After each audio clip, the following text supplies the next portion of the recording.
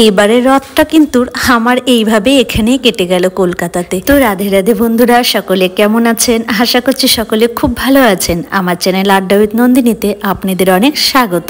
তো আজ না একদমই হালকা পাতলা সিম্পল রান্না করব। তো এখানে দুটো ডিম সেদ্ধ করে নিয়েছি, আর আমার ছেলে তো ডিম সেদ্ধ খায় না, ও তো ডিমের অমলেট খায়, তাই ওর জন্য অমলেট করব। আর এখানে ভাজা বসিয়ে দিয়েছি, ওই আলু পটল আর গাজর সুন্দর করে লাল লাল করে ভেজে নিলাম। আর এখানে দুটো ডিমের অমলেট বসিয়ে দিয়েছি ছেলের জন্য, যেহেতু আমার ছেলে আবার ডিম সেদ্ধটা না ভালোবাসে না, ঝোলে ডিমের অমলেটটাই বেশি ভালোবাসে, আর আমার আবার ডিম সেদ্ধটা ভালো লাগে। দুইজনের দুই রকম চয়েস, যে যেমন ভালোবাসে খাবারটা কিন্তু তার উপরে ছেড়ে দিতে হয়। আর ডিমগুলো না আমি ভেজে নিয়ে এইভাবে কেটে নিয়েছি, কারণ আজকে না ডিমের পোস্ত করব, আর এইভাবে কেটে নিলে বেশ ভালো লাগে। এইদিকে রান্না করছি, আর এদিকে কিছু টুকটাক বাসন ছিল সেগুলোও মেজে নিলাম, হয়ে গেল একবারে কাজ আমার। আর এই যে ডিমের পোস্তটাও কিন্তু রেডি, দেখুন কত সুন্দর কালার এসছে, আর খেতেও কিন্তু দারুণ হয়েছে। এই ডিম পোস্ত রেসিপিটা না আমি শর্ট ভিডিও করে ছেড়ে দেব, সবাই প্লিজ দেখে নেবেন।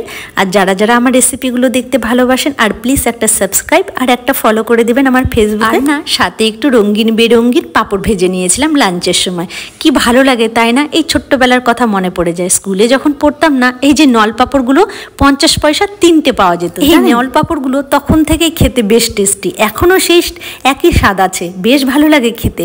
আর এই ছোট ছোট পাঁপড়গুলো হাতের মধ্যে মানে আঙ্গুলের মধ্যে ঢুকিয়ে কি খেলতাম, প্রত্যেকটা আঙ্গুলে এক একটা এক এক কালার ঢুকিয়ে নিতাম, কি আনন্দ না করতাম বলে। আর নল পাঁপড়গুলো নিয়ে না ওই 1 টাকার নিতাম, 6টা হয়ে যেত। সব বান্ধবীরা বসে বসে আড্ডা মারতাম, যে যেরকম পারতাম সে সেরকম টিফিনে নিয়ে আসতাম, আর সাথে তো এই পাঁপড়গুলো থাকতো।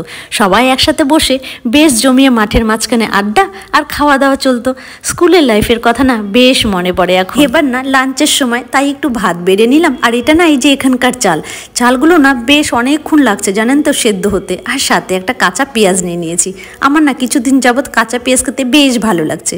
আর ডিম পোস্তটাও খেতে দারুণ হয়েছে, তাই ভাবছি চালটাকে না আধ ঘন্টা আগে ভিজিয়ে রাখবো, আধ ঘন্টা বা 1 ঘন্টা আগে, কারণ এতটাই সেদ্ধ হতে সময় নিচ্ছে, অনেকটাই সেদ্ধ হতে সময় লাগছে জানেন তো। তবে খেতে ঠিকই আছে, ভালোই আছে, খারাপ না। এখন যেখানে আছি সেখানকার অভ্যেসটাই তো করতে হবে, তাই দিন ভাবলাম হয়তো এবার রথটা আমি দেখতে পাবো না, বা এবার রথের মেলাও যেতে পারবো না। তবে বিকেলে এই যে বাড়ির সামনে দিয়ে যাচ্ছিল,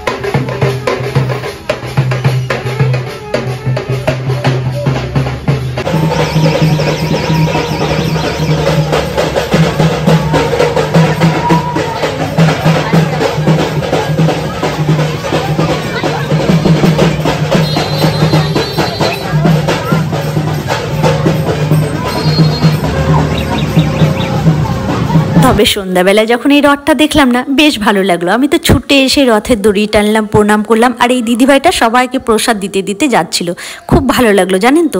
অবশ্য যখন যেখানে থাকবেন তখন সেখানকার আনন্দগুলো উপভোগ করতে হয়, যেমন এখন আমি কলকাতার আনন্দটা উপভোগ করছি। নেক্সট ভিডিওতে দেখা হবে। রাধে রাধে।